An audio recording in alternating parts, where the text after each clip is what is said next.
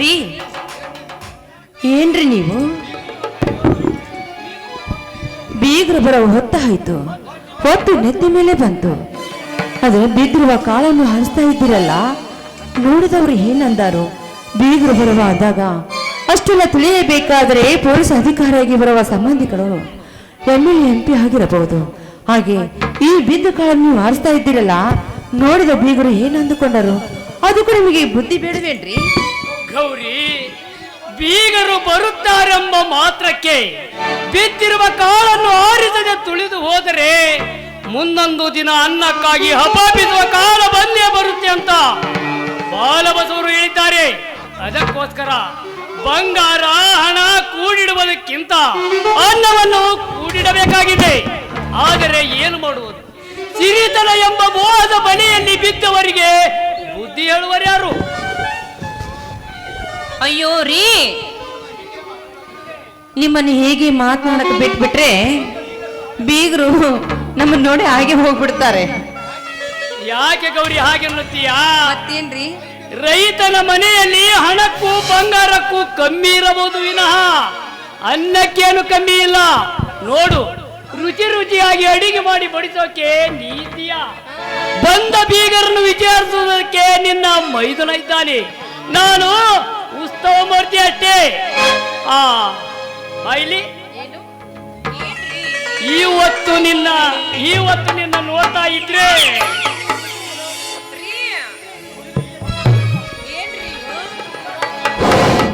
ನಿಮ್ದು ಹುಡುಗಾಟ, ನಿಮ್ಮ ಹುಡುಗಾಟ ಅತಿ ಆಯ್ತು. ಬಿಡುತ್ತೇನೆ ಗೌರಿ, ಬಿಡುತ್ತೇನೆ. ಆದರೆ ಈ ಪತಿಯನ್ನು ಅಗ್ನಿ ಮುಚ್ಚಿಟ್ಟಾಗ ಮಾತ್ರ ಬಿಡುತ್ತೇನೆ. ನಿನ್ನಂತ ಶ್ರೀಮತಿ ಕೈ ಹಿಡಿದಾಗ ದಿನವೂ ಆನಂದವೇ ಎಂದು ಹೀಗೆ ನಾವು ಕೂಡಿ ಹಾಡುವಾಗ ದಿನವೂ ಸ್ವರ್ಗವೇ. ಆಹಾ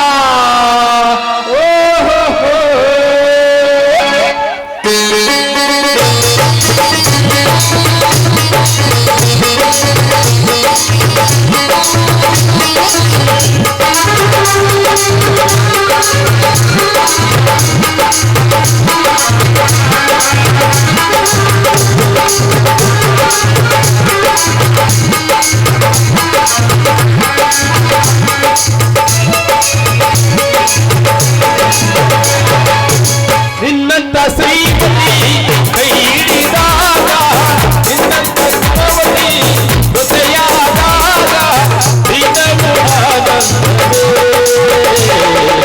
ಜೋಡಿಗೆ ನಾವು ಗುಡಿ ಹಾಡುವಾಗ ಜೋಡಿಗೆ ನಾವು ಗುಡಿ ಹಾಡುವಾಗ ದಿನವೂ ಸ್ವರ್ಗವೇ.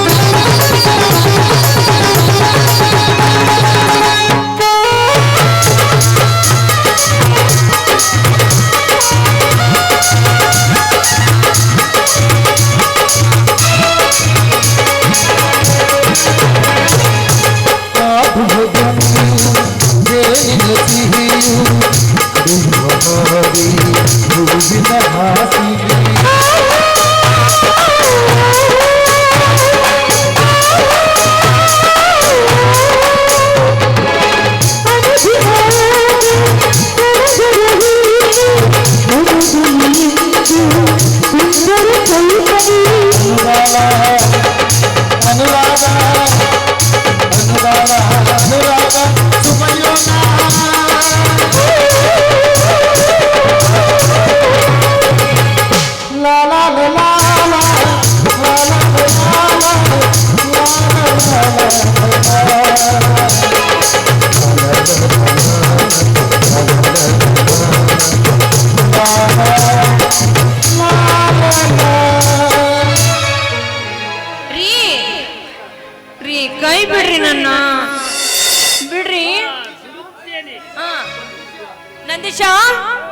ನಂದೀಶ ಬಿಡಿ. ಹಾಗಂತಿಗೆ ಏನು ಬೇಕಿತ್ತು?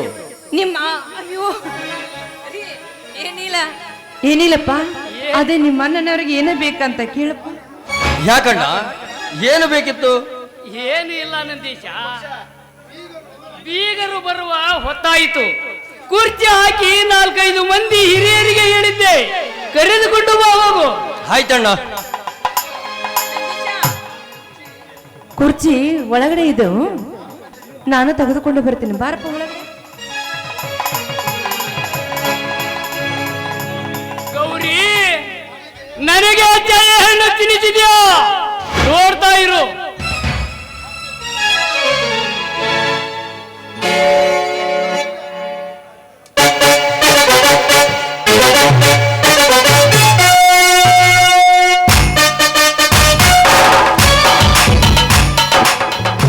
ನಮಸ್ಕಾರ ಶಿವಲಿಂಗಪ್ಪನವರಿಗೆ.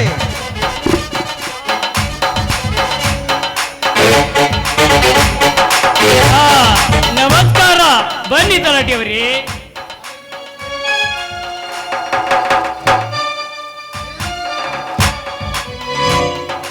ಏನು ಶಿವಲಿಂಗಪ್ಪ, ಏನೂ ಗತಿ ಇಲ್ಲದವರ ತರಹ ಬಿದ್ದ ಕಾಳುಗಳನ್ನು ಆರಿಸುತ್ತಿದ್ದೀಯಲ್ಲ, ನಿನಗೇನು ಹುಚ್ಚು ಹಿಡಿದಿದೆಯಾ? ಹುಚ್ಚಲ್ಲ ತಲಾಟಿಯವರೇ, ಹೊಲದಲ್ಲಿ ಬಿದ್ದಿದ್ದರೆ ಹಕ್ಕಿ ಪಕ್ಷಿಗಳು ತಿನ್ನುತ್ತಿದ್ದಾವಂತ ಕೈ ಬಿಡುತ್ತಿದ್ದೆ. ಕಣದಾಗ ಆಗಿದ್ದರೆ ಇಲಿ ಕೋಳಿ ತಿಂದು ಬದುಕುತ್ತಿದ್ದಾವಂತ ಸುಮ್ಮನಿರುತ್ತಿದ್ದೆ. ಆದರೆ ಓಡಾಡುವ ಜಾಗದಾಗ ಬಿದ್ದಾವು, ತಿನ್ನು ಅನ್ನ ತುಳಿಯಬಾರದು ಅಂತ ಬಲ್ಲವರು ಹೇಳಿದ್ದಾರೆ. ಅದಕ್ಕೋಸ್ಕರ ಆರಿಸುತ್ತಿದ್ದೆ. ತಲಾಟೆ, ಇಷ್ಟರ ಮೇಲೆ ಗೊತ್ತಾಗಿರಬೇಕಲ್ಲ, ಯಾವ ವಸ್ತು ಎಲ್ಲಿರಬೇಕು ಅಲ್ಲಿದ್ದರೇನೇ ಚಂದ ಅಂತ. ಅದನ್ನು ಬಿಟ್ಟು ತಿಪ್ಪೆಯಲ್ಲಿ ಇದ್ದವನನ್ನು ಉತ್ತರಿಗೆ ಆಸೆ ಪಟ್ಟರೆ ಹೀಗೆ ಆಗುವುದು ವ್ಯತ್ಯಾಸ. ಏ ಬ್ರಹ್ಮ, ಅಷ್ಟೊಂದು ಸಿಟ್ಟು ಚಲೋ ಅಲ್ಲಲೇ ತಮ್ಮ ನಂದೀಶ.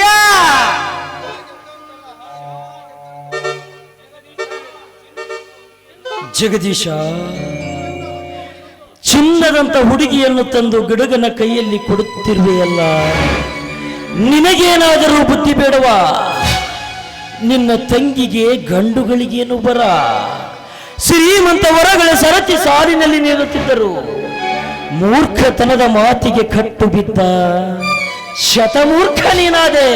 ಸಾಹೇಬ್ರೇ, ನನ್ನ ತಂಗಿ ಹಣೆ ಬರದಲ್ಲಿ ನಂದೀಶನೇ ಅವಳ ಗಂಡನೆಂದು ಹಣೆ ಬರದಲ್ಲಿ ಬರೆದು ಕಳಿಸಿದರೆ ಯಾರು ಏನು ಮಾಡಲಿಕ್ಕೆ ಸಾಧ್ಯ?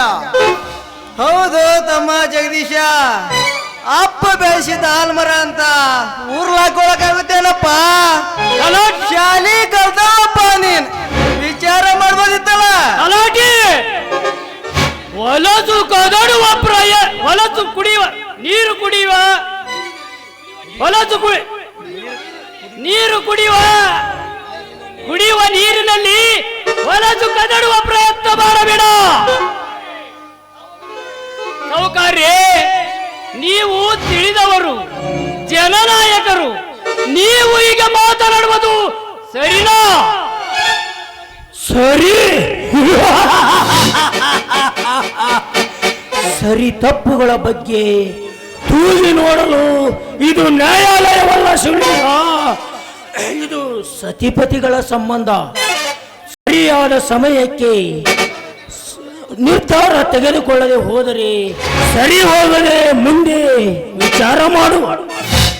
ಶಿವಲಿಂಗ, ಅಂದು ನೀನೇ ಹೇಳಿದ್ದೆ ಅಲ್ಲ, ಬಸಪ್ಪನಿಗೆ ನ್ಯಾಯ ಕೊಡಿಸುವಾಗ ಯಾವ ರೈತನಿಗಾದರೂ ಅನ್ಯಾಯವಾದರೆ ಅವನ ಬೆನ್ನ ಹಿಂದೆ ನಾನು ಇರುತ್ತೇನೆ ಅಂತ.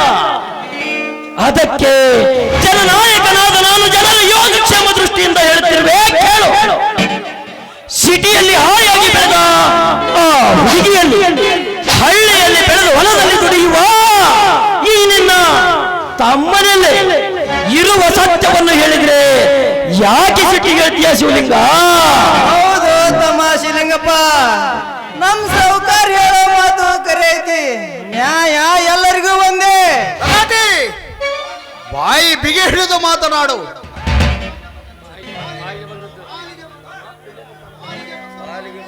ಪಾಲಿಗೆ ಬಂದದ್ದು ಪಂಚಾಮೃತವೆಂದು ಅನುಭವಿಸಲಿಕ್ಕೆ ನನ್ನ ತಂಗಿ ಸಿದ್ಧಳಿರುವುದಕ್ಕೆ ತಾನೆ ಸಂಪ್ರದಾಯ ಪ್ರಕಾರ ಮನೆ ನೋಡಲಿಕ್ಕೆ ಬಂದದ್ದು. ಸುಮ್ಮನೆ ವೈಮನಸ್ಸಿಗೆ ದಾರಿ ಮಾಡಿಕೊಡಬೇಡಿ. ಮುಂದೆ ನಂದೀಶ ನನ್ನ ತಂಗಿಯ ಜೊತೆ ಹೊಂದಿಕೊಂಡು ಹೋಗುತ್ತಾನೆಂಬ ಭರವಸೆ ನನಗಿದೆ. ಅದು ಮೀರಿ ಮಾತನಾಡುವುದನ್ನು ಬಿಟ್ಟು ಬಂದಿರುವ ಕೆಲಸದ ಕಡೆ ಗಮನ ಕೊಟ್ಟು ಬುದ್ಧಿವಂತರಾಗಿ ಅದನ್ನು ಬಿಟ್ಟು ಗುದ್ದಾಡುವುದು ಶೋಭೆಯಲ್ಲ ನಿಮ್ಮಂತ ಬುದ್ಧಿವಂತರಿಗೆ. ಶೋಭೆ ಬಗ್ಗೆ ಮಾತನಾಡುವುದು ಗೂಬಿಗಳಿಗೆ ಹಕ್ಕಿಲ್ಲ ನಂದೀಶ. ಸಿರಿವಂತರನ್ನು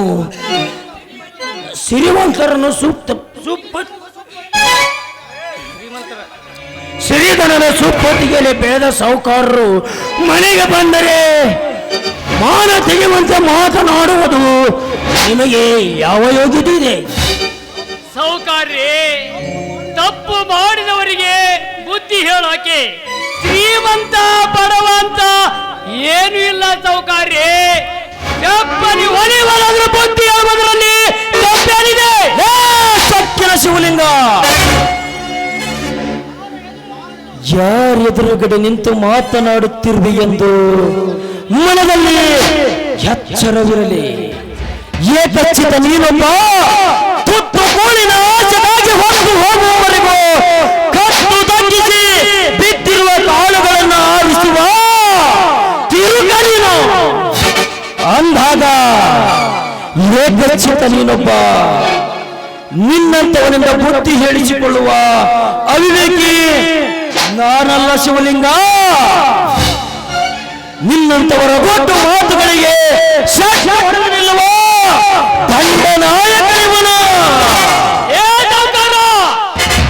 ದಂಡು ಕಟ್ಟಿ ಬಾಯಿ ಬಿಗಿ ಹಿಡಿದು ಮಾತನಾಡು, ಇಲ್ಲ ಅಂದರೆ ಪರಿಣಾಮ ನೆಟ್ಟಗಿರುವುದಿಲ್ಲ. ಏನಂದೆ? ದಂಡು ಕಟ್ಟಿ ದಂಡೆತ್ತಿ ಬರುವ ಕಾಲ ಯಾವತ್ತೋ ಮುಗಿದೋಯಿತು ಅಂದಾಗ ನೀನೇವ ದಂಡನಾಯಕ? ಏನಂದೆ? ಬಿದ್ದ ಕಾಳನ್ನು ಓರಿಸುವ ತಿರುಗಲೆಂದೆ ಯಾವನೇ ಬರುಕ. ಬಾಯಿ ಬಿಗಿ ಹಿಡಿದು ಮಾತನಾಡು, ಇಲ್ಲ ಅಂದರೆ ಪರಿಣಾಮ ನೆಟ್ಟಗಿರುವುದಿಲ್ಲ.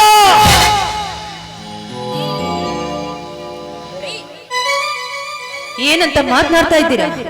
ಮನೆಗೆ ಬಂದ ಅತಿಥಿಗಳಿಗೆ ಈ ರೀತಿ ಮಾತನಾಡೋದು ಸರಿ ಇರೋದಿಲ್ಲ. ಹೌದಣ್ಣ, ಸಮಾಧಾನ ಇದು ಸಂಬಂಧ ಬೆಳೆಸೋಣ. ಸುಮ್ಮನೆ ಯಾಕೆ ಕಿತ್ತಾಟ?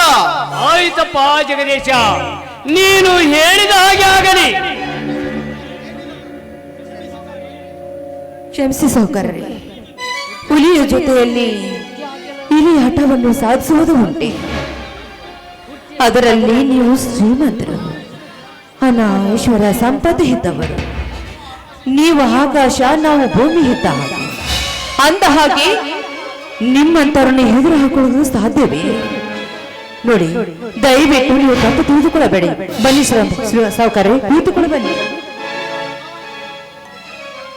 ಈಗಪ್ಪ ಬುದ್ಧಿವಂತರ ಲಕ್ಷಣ ಅಂದ್ರ ಗಡಿಗೆ ಒಳಗಿನ ಹಿಟ್ಟು ತಿನ್ನೋದಕ್ಕಿಂತ ಬೇಯಿಸಿದ್ದು ರೊಟ್ಟಿ ತಿನ್ನೋದು ಜಾಂಡ್ರ ಲಕ್ಷಣ ನೋಡು.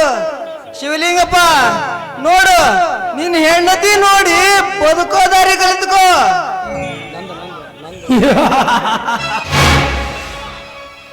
ಶಿವಲಿಂಗ, ನಿನ್ನ ಹೆಂಡತಿಯಂತೆ ಸಹನೆಯಿಂದ ವರ್ತಿಸಿದರೆ ಸರಿ, ಇಲ್ಲ ಅಂದ್ರೆ ಶಿವಲಿಂಗ ನೋಡಿದೆಯೋ ನಿನ್ನ ಸೊಕ್ಕಿನ ಮಾತುಗಳಿಗೆ ಬೆಲೆ ಕೊಡದ ನನ್ನ ಹೆಂಡತಿ ನಿನ್ನ ವಿರುದ್ಧವಾಗಿ ಬದುಕುವ ದಾರಿಯನ್ನ ಚೆನ್ನಾಗಿ ಅರಿತಿದ್ದಾಳೆ.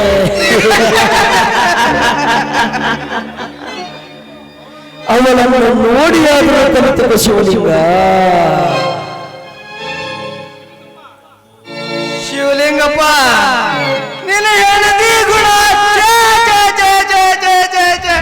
ಹೇಳ್ಬಾರ್ದು ತಮ್ಮ, ಹೇಳ್ಬಾರ್ದು. ಅಂತ ಒಳ್ಳೆ ಹೆಣ್ಮಕ್ಳಿಗೆ ಏನ್ರ ಅಂದ್ರ ನಮ್ಮ ಬಾಯಾಗ ಹುಳ ಬಿದ್ದಾವು ತಮ್ಮ.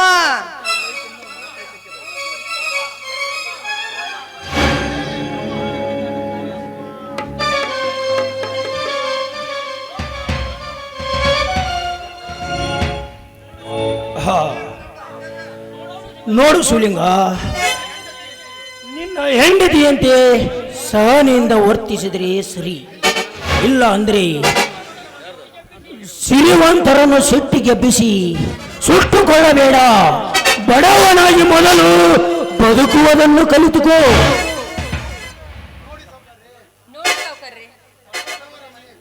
ಇದು ಬಡವರ ಮನೆ ಅಂದ ಮೇಲೆ ನೀವು ಯಾವುದಕ್ಕೂ ಚಿಂತಿಸಬೇಡಿ. ನೀವು ಆರಾಮಾಗಿ ತಿನ್ನಿ, ನಾ ಬೇಡ ಅಂತ ಹೇಳಲ್ಲ. ಬನ್ನಿ ಕುಳಿತುಕೊಳ್ಳಿ. ಯವ್ವ ಗೌರವ, ನಮಿಗೂ ನಮ್ಮ ಸೌಕರ್ಗೂ ಜಳ ಹಾಕಿ ಮ್ಯಾಗ ಐಸಿಟ್ಟಿದೀಯ. ಸೌಕರ್ಯ ಬರೋಬ್ಬರಿ ಬರಪ್ಪ ಗೌರವ.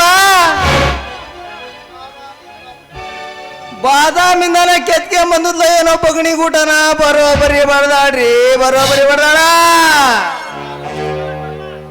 ಲೇ ಶಿವಲಿಂಗ,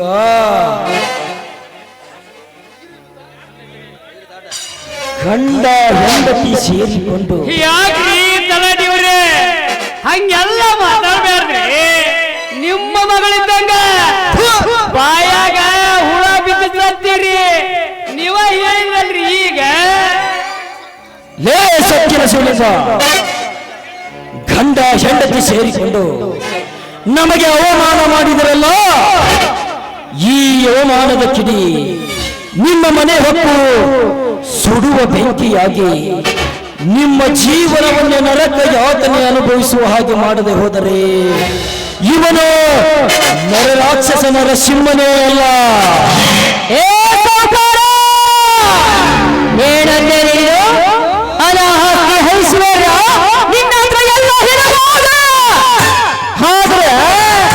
ನೀನು ಇಷ್ಟೊಂತರ ಮಾತಾಡಿದೆಯಲ್ಲ, ನನ್ನ ಗಂಡ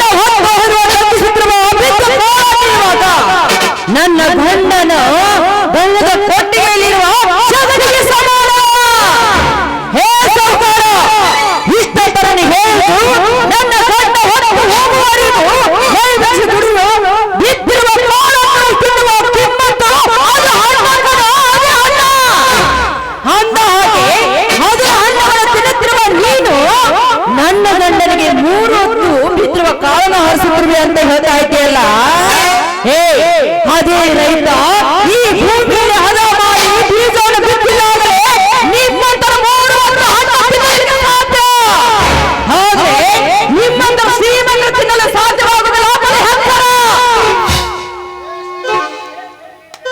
ಬೇಸ್ ಗೌರಿ ಬೇಸ್. ನೀನು ನಿಜವಾಗಿಯೂ ರೈತ ಮೆಚ್ಚಿನ ಬಡದೆ ದುಡ್ಡಿನ ಅಹಂಕಾರದಿಂದ ಮೆರೆಯುತ್ತಿರುವವರಿಗೆ ಅನ್ನದ ಬೆಲೆ ಏನು ಅಂತ ತಾಳ್ಮೆಯಿಂದ ತೋರಿಸಿಕೊಟ್ಟಿ ಈ ಸಮಾಜಕ್ಕೆ ಅಂದಾಗ ನೀನು ನಿಜವಾಗಿಯೂ ನನ್ನ ಧರ್ಮ ಪತ್ನಿ ಅಂತ ಹೆಮ್ಮೆಯಿಂದ ಹೇಳಿಕೊಳ್ಳುತ್ತೇನೆ. ಲೇ ದುಡ್ಡಿನ ದುರಂಕಾರಿಗಳೇ, ಒಂದು ಮಾತನ್ನು ಹೇಳುವೆ, ಅತ್ತು ಅಳಿಯದ ಹಾಗೆ ನಿಮ್ಮ ಎದೆಯ ಕಿಚ್ಚಿನಲ್ಲಿ ಬರೆದಿಟ್ಟುಕೊಳ್ಳಿ. ನಾ ಹೇಳುವ ಮಾತನ್ನು ಏನಂದೆ ನನ್ನನಿಗೆ ತಿರುಕ ಅಂದಿರ. ಲೇ 9 ತಿಂಗಳು ನಿನ್ನ ತಾಯಿ ನಿನ್ನ ಮಡಿಲಿನಲ್ಲಿಟ್ಟುಕೊಂಡು ಬೆಳೆಸಿದರೆ ಇನ್ನು 6 ತಿಂಗಳ ಕಾಲ ಎದೆ ಹಾಲು ಉಳಿಸಿ ಬೆಳೆಸುತ್ತಾಳೆ. ಅದರ ಮುಂದೆ ನೀನು ಮಣ್ಣಲ್ಲಿ ಮಣ್ಣಾಗುವ ತನಕ ನಿನಗೆ ಅನ್ನ ಕೊಟ್ಟು ಬೆಳೆಸುವನೇ ಈ ಚುರುಕ. ನನ್ನನ್ನೆಂಬುದನ್ನು ಮಾತ್ರ ಮರೆಯಬೇಡಿ. ಸಮಯ ಸಾಧಿಸಿ ಅವಮಾನ ಮಾಡಿದಿರಲ್ಲ, ಇದರ ಸೇರಿಟ್ಟವಾಗಿ ಹಾವಿನ ದ್ವೇಷ 2 ವರ್ಷ ಎನ್ನುವ ಹಾಗೆ ಸೇರಿಟ್ಟ ಸರ್ಪವಾಗಿ ಹೊಂಚು ಹಾಕಿ ಕಾಯ್ದು ಕುಳಿತು ವಿಷ ಕಕ್ಕಿದ್ದರೆ ಇವನು ವಿಷಗಂಧ ಬ್ರಹ್ಮನೇ ಅಲ್ಲ. ನಿಮ್ಮಂತ ಸೇರಿದ್ದ ಧರ್ಮಗಳನ್ನು ಆಟಾಡಿಸುವ ಹಾವಾಡಿಗರು. ಲೇ ಶಿವಲಿಂಗ, ನಿಮ್ಮಂತ ಹಾವಾಡಿಗರ ಗಂಡು ನರವನ್ನೇ ಕಿತ್ತು ಷಂಡರಂತೆ ಮಾಡಿ ಸಾಯುವವರೆಗೂ ನರಕ ಯಾತನೆ ಅನುಭವಿಸುವ ಹಾಗೆ ಮಾಡದೆ ಹೋದರೆ ಇವನ ನರರಾಕ್ಷಸ ನರಸಿಂಹನೇ ಅಲ್ಲ. ಸಾವ್ಕಾರ ಚಿಂತೆ ಯಾಕೆ ಮಾಡ್ತೀರಿ? ಅವನವನ ಹೊತ್ತು ನೋಡಿ ಹೊಡ್ತಾ ಕೊಡೋಣಂತ ನೋಡ್ರಿ ಹೋಗಣ. ಅವ್ವ ಗೌರವ ಬರೋಬ್ಬರಿ ಹಿಡ್ದೀವ.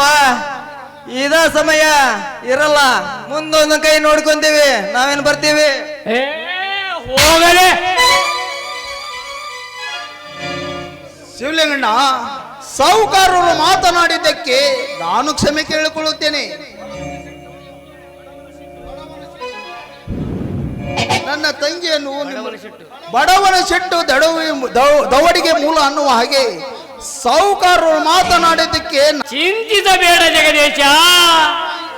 ನಾಯಿ ಬಗಳಿದರೇನು ದೇವರು ಕಾಳಗಬಲ್ಲದೆ ಅಂದಾಗ ನಿನ್ನ ತಂಗಿ ನಮ್ಮ ಮನೆ ಜೊತೆ ಎಂದು ಹಣೆಬರಹದಲ್ಲಿ ಬರೆದಿರುವಾಗ ಅದನ್ನು ತಪ್ಪಿಸಲು ತೃಪ್ತಿಕಂತ ಬ್ರಹ್ಮನಿಂದಲೂ ಸಾಧ್ಯವಿಲ್ಲ. ನೀನೇಕೆ ಭಯಪಡಿವೆ? ನಂದೀಶ, ಜಗದೀಶನನ್ನು ಕರೆದುಕೊಂಡು ಊಟ ಮಾಡು ನಡೆ.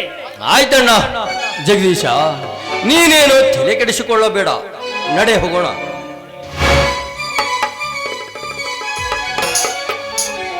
ಗೌರಿ, ನಿನ್ನಂತ ಹೆಂಡತಿಯನ್ನು ಪಡೆದ ನಾನೇ ಧನ್ಯ.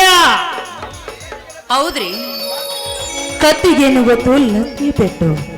ಅದಕ್ಕೊಂದು ದಾರಿ ತೋರಿಸಿದ್ರೆ ಸಿಗೋದು. ಬನ್ನಿ, ಲೇಟ್ ಆಗಿದೆ, ನೀವು ಊಟ ಮಾಡಿದ್ರಂತೆ, ಬನ್ನಿ. ಊಟ ಯಾರಿಗೆ ಬೇಕು ಚಿನ್ನ? ಈ ರೈತ ಮೆಚ್ಚಿನ ಮಡೆಯಿಂದ ಬರಲಿ ಒಂದು ಗಾನ. ಗಾನ?